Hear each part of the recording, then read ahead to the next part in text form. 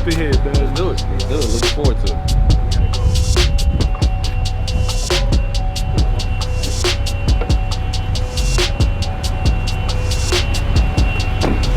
What's going on, people? It's your boy A. Donahue Baker, and this is the premiere episode of Money Ave Monday. Every single Monday, we're going to be bringing you some amazing guests, right? People that are doing incredible things in the community. And this premiere episode is no different because we're in Atlanta, Georgia. Yes, the Black Mecca, right here in Atlanta, Georgia. And I got an incredible guest. His name is Justin Owens. Justin, introduce yourself, hey, brother. First of all, I just want to say glad to be here. I enjoy getting a chance to sit down with you and talk to you, and really excited about what you guys are doing in the community, specifically in the banking realm, and just a lot of things you've been able to do in real estate. So yeah, I'm excited to be here, bro. Absolutely. Well, that's what we do. Banking with a conscience. We definitely want to reach out, and anybody else that is out there, because we're going to go from city to city. You may ask, why are we in a car? Well, that's what we're going to do. We land in the city, we jump in the car, we find the people that we need to talk to, we get some invites, we drop a little gems for you at home, but at the end of the day, you might hear a bump too, or you might hear a car horn honking at us. This is part of the hazards of in back of a car driving. But appreciate everyone for tuning in. It's going to be an exciting interview. Let's jump right in. Seeing a lot of things that you're doing now, which is really powerful for the community. I think we're definitely dealing in a time right now where people are excited to see this type of elevation, especially in our community. And for me, that's actually one of the companies I have is a clothing line, and it's really overcoming the stereotypes of what success looks like, especially being African American. I live here in Atlanta, Georgia. And the shirt, what it says, I normally wear it, but it says athlete and it's crossed out, and it says rapper crossed out, dope. And it's entrepreneur. I saw that shirt online. Yeah. Dope. Yeah, so it's just really, showing people, hey, listen, you can have a good lifestyle, but you don't have to rap. You don't have to play sports, or some of them think you sell drugs, to be able to have a good lifestyle, but you don't. You could just be an entrepreneur. You could be in real estate, you could be in banking, you could be an investor and still have a good lifestyle. For me, I started off in sales. I was doing door-to-door sales for a while, and really entrepreneurship for me was my college. I didn't go to college. And so I learned a lot of my communication skills from getting doors slammed in front of me. Real world experience. Yeah. You learn how to connect with people and how to have good conversations, and just a lot of my initial skills came from there. So Justin, let me ask you a question, right? Definitely, it seems like you've built this kind of self-made portfolio. What advice would you give to somebody that may be in a similar situation? Because it seems like you're very good at your natural sales skills, which is an integral part of your success, right? Yeah. What advice would you give a young 19-year-old, 20-year-old person that's coming in, trying to find his way, maybe has realized that college is not an option for them? What would you say to them? I tell people to try to get in the room, and what I mean by that is information, mentorship, and we live in a day and age where now I think it's more accessible, especially because of social media. Because what I realized is that it wasn't necessarily just having the quote-unquote mentor, but what you really need is the information. And so maybe you can't access the mentor directly, but can you get a course? Can you buy their book? Can you listen to their audio? Can you jump on their podcast? Can you jump on the videos that they're doing and still gather and learn from them? Right. And so I would tell them, is like, listen, we live in a better time than I was around. Like, social media wasn't even around when I was 18 or 19. I had to, only way I would have had a mentor is if I met them personally, where now you got access to literally thousands of people around the world that probably are having success in some shape, form, or fashion in your environment, and you can connect with them. And then from there, because I didn't go to college, and I have a lot of people that don't go to college, but that doesn't mean that you don't have to get education. Yes. You still got to get education one way or another. You got to learn. And so what I would share is like, listen, just because you don't go to school doesn't mean you don't have to have that same mentality when it comes to entrepreneurship. Because listen, I didn't go to college, but guess what? If I went to college, I would have known it was going to take me 3 or 4 years. I'm not going to make anything to have a shot to be able to make an income. But you have people that start off in entrepreneurship or whatever they're doing, and they're like, all right, man, if I'm not rich in 6 months, I'm out. Well, listen, it's crazy. Doesn't work like that. It don't work like that at all. So who planted that seed? Like, how did that happen where you figured that out? Like, who planted the seed in you? You know, I think it's one, I have amazing parents that have a lot of common sense. And just really, my mom would tell you I was kind of born with that kind of like thinking process. Because I actually was going to go to school for business. And I asked the professors when I went to the colleges, my parents drove me around, and I asked them, had they ever run a business? And all of them said no. And my parents were like, so we got in the car, and they were like, what do you think? I was like, my man just said he ain't never run a business. I mean, I'm not trying to be funny, but there's no need for me to go to learn from somebody that's never done it. And so my thing was I just want to learn from somebody that had actually done it, not somebody that's talking about it or reading out of a book.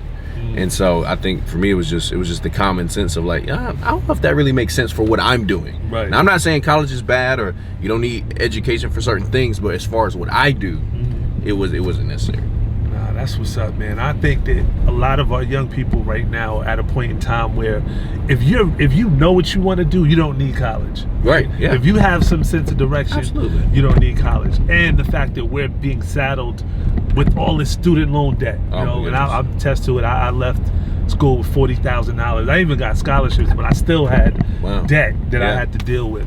So that you hit on a really key point.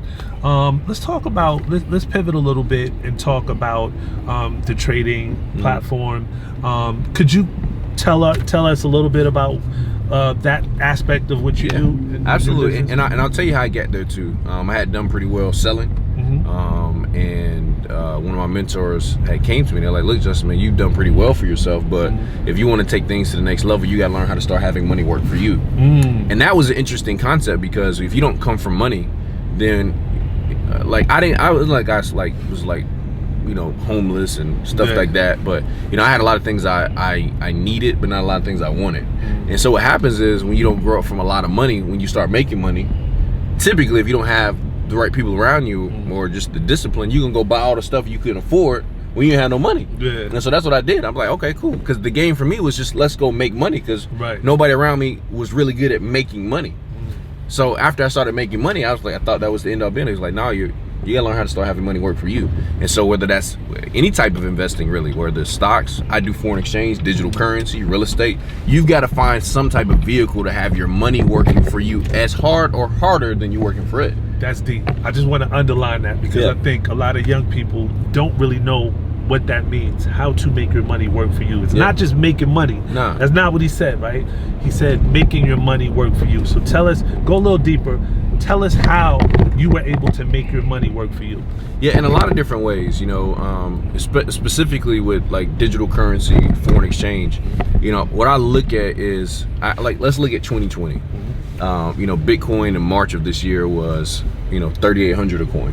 Right now, as of today, I think it's like 13,500 a coin. I have friends that, virus hits, COVID hits, you had some money come in, first thing they do, and I shouldn't say friends, people I've seen that, first thing they're doing, they're standing in line at Dior, they're standing in line at all these places. Well, guess what? You spent the money, right? It's gone. It's no longer working for you because you gave it away. So as soon as you spend your money, you now giving that power to that person that you spend it to. But guess what? Now there's other investment vehicles that you could have put the same money in, and instead of it just sitting there, it could have grown for you. So if I spent $3,500, just an example, $3,800, the price of Bitcoin, on anything in that period of time, well, now it could have been worth $13,500. But now I not only don't have the money, but I don't have the potential growth from that as well. So where I could have had 2 or 3 or maybe 4 times my money, depending on when you want to get out of that particular investment, now you have not only not the money, but no growth. And I tell people that's called hustling backwards. Yeah, totally. And this is we work for it.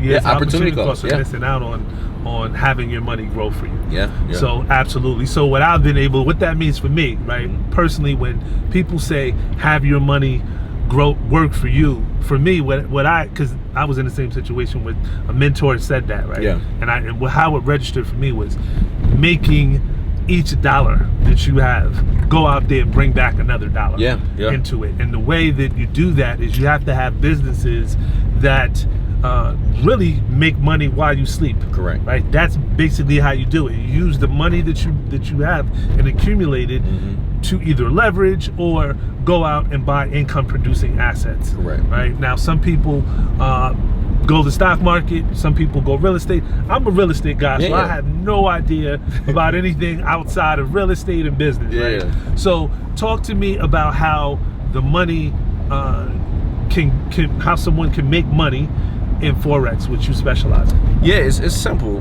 It's you got to learn it, right? But you know, a lot of us have participated in it, and you know, probably not even really paid attention to it. But if you've gone out of the country, let's say Europe, Australia, Mexico, some other country, we live in the United States, you would have to trade our country's currency for that country's currency, right? That's foreign exchange. If you go to the airport, there's a foreign exchange booth. When we make that exchange, when we travel, we either make money or lose money depending upon the value of our currency versus that country's currency at the time. Then let's say we're there for a week.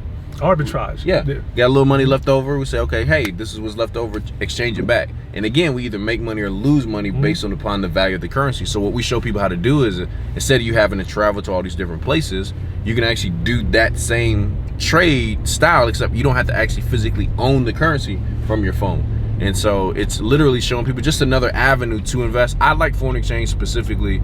It is high risk, but you don't have to have a lot of money to start. You know, you can start with as little as like, you know, $10 to, you know, $50. Right. And so, you know, the average person can sometimes get that. Sometimes with stock options, I've got, you know, friends that do a lot of it. You need a little bit more capital. So how much really money do you make off Forex? Man, it's how much can I make? If I got 10,000, I get you right now. How much could you make me in a month? Well, here's what I do. I don't trade for people, right? But I have an academy that teaches. I'm gonna show you one. I got 10,000 right now. I'll write the check. Yeah. You know. So this is funny. This is one of my guys. He sent me this yesterday. So he started this trading account with $5,000. Right. Okay. Now he had a loss up there of $3,700 for the day. Yep. But his profit for the day was 21 grand. So he started with 5,000. 5,000. And he ended up making 21 grand. Yep. For the day. Wow. And today he was trading again. He made I think he made a little bit over $15,000 for the day. It's interesting. Yeah. Interesting. So but as fast as you could lose it if you don't know what you're doing. I mean, you could lose it. And so what we show people is it's probably very similar to. Are you familiar with day trading? I am. So what would be the difference between what he has done, right? Because I saw that, by the way. It was he started with 5 grand, took a little bit of a loss, but we saw at the end he had 21 grand. You showed me the clip on it. So with the day trader and a Forex trader, what's the difference? Is it just the commodity that they're trading, or is it a strategy? Is there a different strategy between the two? What's really the difference? It's really both, but you could be a day trader in Forex as well, right? It's also the time period that you're in the trades for sometimes, but foreign exchange, one of the biggest difference from that and like stocks is what you're actually trading. So in stocks, you're trading the value of corporations, companies. Foreign exchange, you're trading the economies of countries. Gotcha. And so what we're looking at is not, you know, what happened to Apple or anything like that. We're looking at what happened to the US dollar. So how does the election, how does the stimulus package, how does that affect the US dollar versus the British pound versus, so what's happened with this virus even this year, there's certain things that have affected different economies. And how those have affected those economies, that's how we trade in the market. So we're looking at news, we're looking at a lot of fundamentals in the market to be able to make those decisions, but we're trading on the chart. So you take a lot of data in to be able to make it a solid judgment on a particular trade to be able to take. So it's very similar, except for you're just trading something totally different. Okay. So let's talk about what you teach in, I guess, what's the name of your program? Academy? Yeah, I Am Academy. I Am Academy. Yeah. Are you at liberty to talk about that some more? Yeah, for sure. All right. So the I Am Academy, talk to me about some of the principles you teach in the I Am Academy, and how someone could learn if they're interested in learning more about Forex, maybe, you know, joining your movement in terms of that. What do they have to do? Yeah, well, I tell people, first of all, is decide you see value in learning how to invest. Right, and when I say that, I'm not saying just make money, because a lot of people, they do a lot of things just to make money. What I realize is that there's principles to creating wealth. You know, kind of very similar to what you were talking about, is that, you know, I think actually that philosophy, it comes from like richest man in Babylon. You want to take $1 and learn it, teach it how to have kids and then grandkids and then great grandkids, right? That same philosophy. And so what I show people is like you got to be willing to learn the skill around investing. Because if you're not saving, if you're not investing, you have a 0% chance to create wealth. You don't have a shot at all. So we show people, like, listen, do you want to learn a skill that could, you know, maybe over the next 3 to 5 years you could be free financially from having to work for anybody and do really what you want to do. You don't have to be good at selling or recruiting or talking to people. You could literally just learn a skill very similar to like real estate. Like, you've done incredible real estate. Now you know it. You know, it's yours. Yeah. You know, and you know, real estate has always been my thing. And one thing I learned in real estate, and I want to get your take on it, is diversification is bad in real estate. I believe, right? So I believe it's bad if you wholesale, then you turn around and flipping, and you're buying, income producing, and you're doing it all together. I think that's a bad strategy, right? Do you teach the same thing? Is it like focusing on one thing? Because I know what made me successful in real estate. Like, I have a portfolio of over 500 units in real estate, but it's all one type. It's literally apartments, right? So I know apartments like the back of my hand. I can analyze them real quick. I don't have to deal with a lot of nuances, and I can be an expert in apartments, right? And I can look at, no matter where you're at in the United States, I can look at the expense ratio, and tell if this is a good deal based on the expense ratio, and you know, things like that. But if I had to look at an office complex or an industrial, I'd be lost, right? So just diversification, does it work at Forex, or do you need to have some specialized knowledge, and where do you come down on that side of the argument? So I definitely think I tell people, because there's so many ways to trade foreign exchange. You could be a swing trader, meaning I'm holding trades for a long period of time. I could be intraday trader. I'm holding them for a couple of days. I could be a day trader. I'm holding trades for a couple of minutes to a few hours. Time trader. So it's like so many different ways. It's like you can't be hopping around. You got to I tell people, find 2, maybe 3 currency pairs that you want to focus on, that you really understand how they move. You know how the British pound moves, you know when it moves, what time of the day the Japanese yen moves, what affects the US dollar the most. And once you really do that and study that, you'll get a better understanding of how it moves and the best times to really trade it. But if you're watching every single thing and jumping around to every strategy that works, you don't give yourself enough time to really win with a specific strategy.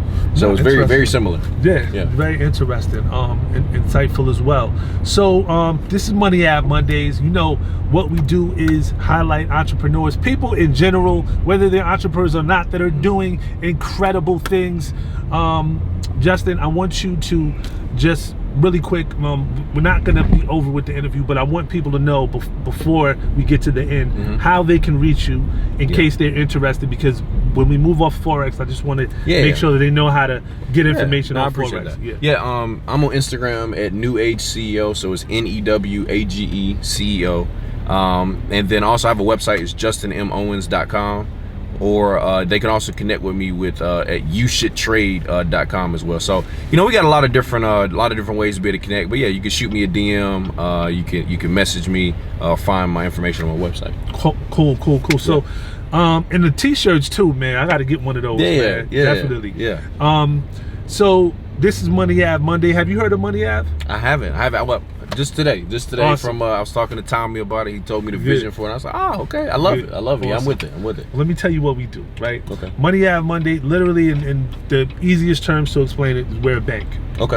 But we're a bank that is really trying to educate and improve financial literacy, but we want to give people a platform, a pathway to build wealth, right? One of the things that we offer at the bank is we give people the opportunity to open a checking or savings account, interest-paying checking or savings account with no fees.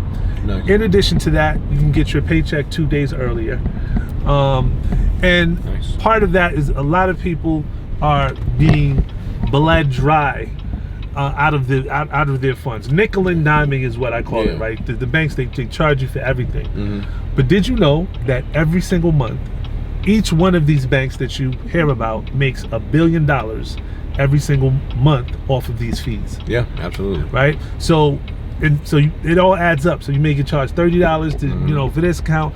We want to basically disrupt that. We want to basically offer the average person an opportunity to open an account with us, and we don't charge you any fees. Right. So that money, instead of going to the big banks, it goes directly with you. And over the course of a year or a couple years or a lifetime, it all adds up, right? Yeah, no, so I love it. That's pretty much what we do. And the other thing that we do is we give people a pathway to build wealth, right? So people like yourself that have businesses or entrepreneurs, at some point in time, you need money to scale. Correct. Right. So we also lend. Okay. Right. So and we also provide an opportunity for entrepreneurs. If you have an LLC, we're able to get you at least $50,000 of business credit that is not tied to your personal credit profile. We all do that through Money Ave. Wow. And we want you to take that $50,000 and do things that what you did. You're a creator, right? You saw opportunity, you put some money behind it, and then you have a full business now that you can feed your family and sustain. We need more creators in our community, and that's what this bank is going to do. I agree. I love it. One of the things I even teach, what I do is it's kind of a catch-22 with a lot of these places, because a lot of times what you find is the less money you have, the more stuff costs. Right, and so the fees, when you even at a bank, they don't affect people typically with the money. It's a minimum balance, meaning if you don't have it, we're gonna charge you. But they're the people that don't have it, and so what happens is they're getting charged for not having it, and they don't have it, and now your bank account goes overdrafted because you got all these fees. It's just a cycle. Absolutely, it's a cycle, and it's when you have. Like Chase, for example, I hate to call out specific names of a bank, but they have a particular account that if you get a preferred client, if you're a preferred client of Chase, preferred means you put in $250,000. You deposit $250,000 in Chase, you become a preferred client. At that point, they give you $2,000, right? Now, that's a great perk. The bottom line is, but that money, the $250,000 that you've deposited, they're gonna make about 10 grand in fees off of that money. So I hate to peel back the curtain for the banking system, but when you put your money, you got to realize that your money is gonna work for you. You need it to work for you, not for someone else. Right. So how the bank does is there was a thing somebody sent me today. They took like the church, for example, churches in our community. The churches in our community, people go put their every Sunday, put millions and millions of dollars into the offering for the church. The church ends up depositing that money into a white bank or a white institution. Then white developers or people that really spawn gentrification come in and end up pushing out the same people that gave the money to the bank originally, and it's this big cycle. And what's interesting is if you're one of those people that try to come get a loan, they won't give it to you. They typically, you gotta have 50 documents in the checklist, and they need the firstborn, and they also need blood. So it's a difficult process, and hopefully if we can get and be a part of that movement, we can start to change a couple of those dynamics. Correct. Right. So that's pretty much what we do at the bank, and wanted to loop that in. I love it, and I appreciate you doing that, because I think the next level is going to require thinkers like you, Tommy, and a lot of entrepreneurs that we have like around the world.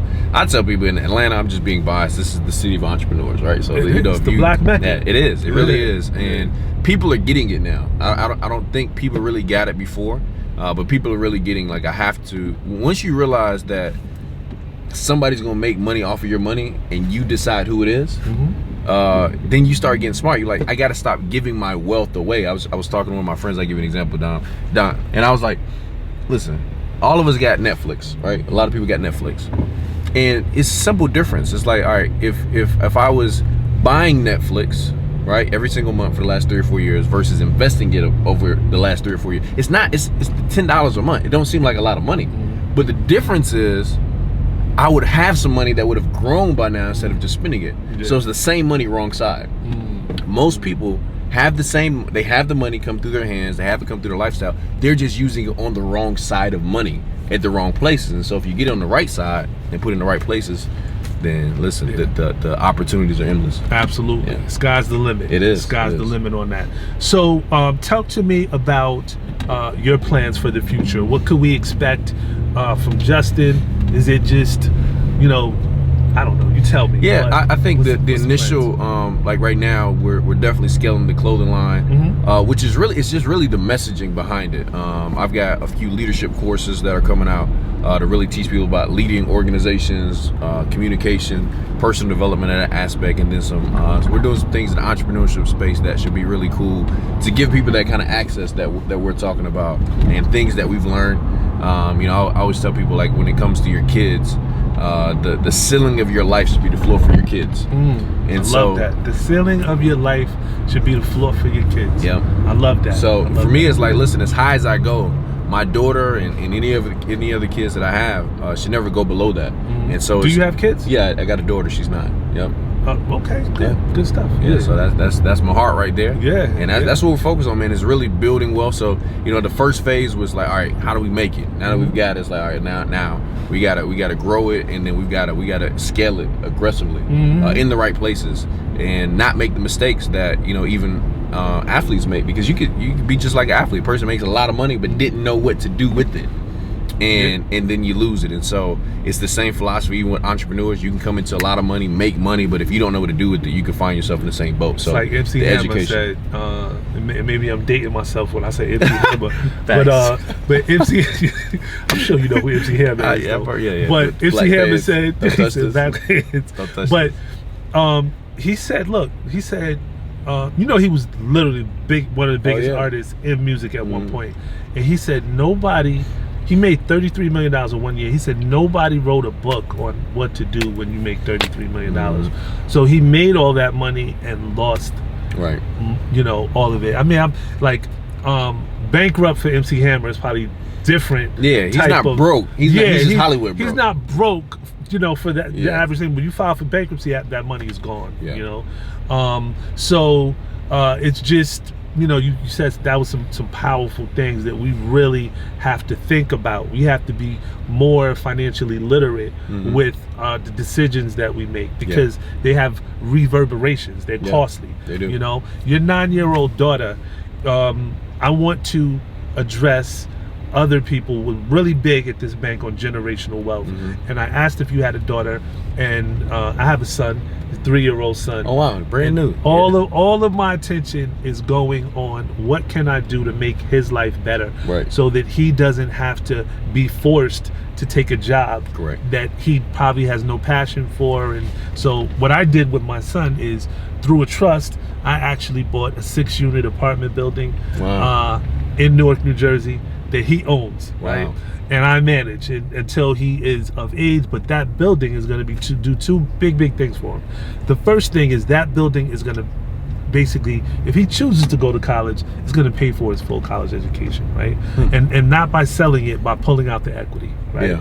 The second thing that it's going to do is it's going to allow him to have a monthly income that if he chooses, if he doesn't want to work, or if he wants to pursue photography passion, or he wants to be a rapper, or whatever he wants to do, he doesn't have to worry about the day-to-day expenses. He can wholeheartedly 100% pursue his passion. We're gonna have this program called Her, which we reach out to young females to get them engaged, because statistics have shown that our minority females have a propensity to not be involved in math. So if they're not involved with math, they tend not to be involved with money. So we want to change all that, right? But your daughter in particular, I want to focus on someone that is as knowledgeable about business and, you know, entrepreneur. What are you doing to ensure that her future is brighter beyond you know, beyond just being successful yourself? Like, what are you setting up for her? Yeah, I think one of the biggest things, I like the idea with the trust, so we're going to talk about that. But one of the things I've been doing is just in conversation, you know, like, you know, even when we buy toys or anything that we do, is showing the value of money. Like, you know, like, give an example. She had got some money from a whole bunch of family for, like, graduating from kindergarten or first grade, which I didn't know that was a thing, because we just went to the next grade when I was in school. But she got the money and she was like, oh, I want to go buy some baby dolls. I was like, okay, we can go buy some baby dolls. Or, there was a digital currency called Ripple XRP. It's actually still around. I heard about that. And I was like, oh, we can buy some of this. At the time, it was like, I don't know, 12 cents or something like that. And I was like, if we buy this, then we let it sit there for a little while and it grows, you can buy more baby dolls. So she was like, but I won't have no baby dolls now. Like, no, but you'll be able to have something that will continue to be able to buy you baby dolls as it grows. And so I was translating it for her to say, okay, well, we could just spin it and then it's done. Or we can put it into something that has the ability to grow and continue to produce for you. So it's conversations like that, and not just saving money to just save it. I think that's, especially when you're younger, you want to have money moving. It's supposed to be in motion. So you leading by example. Yeah, you're basically saying, look, this is the you're giving her real life lessons. Yeah. So she'll remember that. Yeah. In a way that she could try to get it. Yeah. Now she think asks about me, dolls. Yeah. That's it. That's what she said. Hey, Daddy, can I get more baby dolls now? Has it grown so I get more baby dolls? So but I wasn't having those conversations when I was 9. Right. It was like, hey, just don't spend it all on candy. Yeah. Put it, and it's like, it was good. It was what my parents knew. But now that we know more, it's like we got to educate them more. So I like the trust ideas. I like just the investing conversations, and I even bring her around a lot of times to meetings, events, so she can even be in that environment and be comfortable when she eventually gets there if she decides to go that way. Yeah. No, absolutely. Learning by seeing, especially for our kids is really big. Correct. So that's awesome. So as we wrap up, right, is there anything that you want to tell our audience, the subscribers or the people on social media? Is there anything that you want to share that maybe I didn't touch on? Nah, I think this conversation is necessary, and I would encourage people to really have similar conversations with your community, because you mentioned at the beginning, you gotta listen to people that have the results that you want in some shape, form, or fashion, especially when it comes to money. And the faster you can get that and get around the right information, well, now you got to get it, and then you got to start teaching people that's around you. So it's not, we don't get the information. I think one of the things we do sometimes in our community is we get the information and we just try to keep it like it's not even a secret. It's only a secret to you. A lot of people know it. We see it all the time. Like these buildings, they weren't built from osmosis. Like people understand it, and I tell people that building wealth is a team sport. You can't do it by yourself. So you got to have people that not only are in a position to do it, but have the mindset to get it. And so videos like this, podcasts and stuff like that, it's really important to get the information, and then once you get it, apply it specifically, and then go out there and impact some other people with the information as well. I hope you got as much gems out of this interview as I did. I'm Donahue Baker. This is Justin Owens. This is Money Ave Mondays. We come to you every single week, dropping gems, showing you how you can also build wealth, how we can put you on the path to really secure generational wealth. That's really what we're trying to do. I hope you got a lot out of this.